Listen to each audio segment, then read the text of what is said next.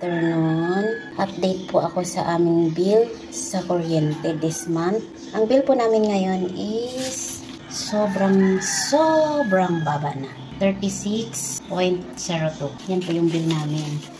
Last month po, yung bill namin ay 118 something. Basta may point yun. Hindi ko na siya maalala pero nasa 118 yun. Ang hindi ko lang maalala yung kanyang point. Sa 3 months kong paggamit ng solar, ganito na po kababa yung kanyang bill. Sobrang nakatipid talaga ako kasi dati talaga is nabibila ko ng 2,000 plus.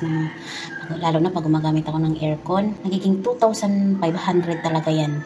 So, ang laking natipid ko nung nagka-solar na ako kami dito dahil talagang ang laki ng natipid kong pera compare noon.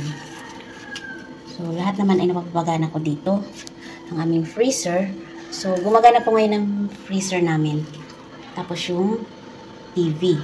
So, ito po yung wattage niya is 293 watts na 300 plus.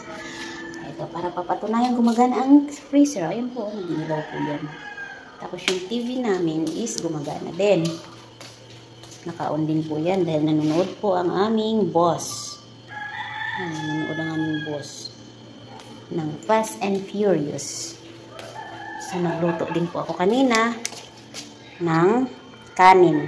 Nagluluto na ako ngayon para mamayang gabi hindi na ako magluluto kasi sobrang tirik na tirik po ang araw ngayon. Papakita ko sa inyo yung labas ng aming bahay. So, ito na po. Sobrang init.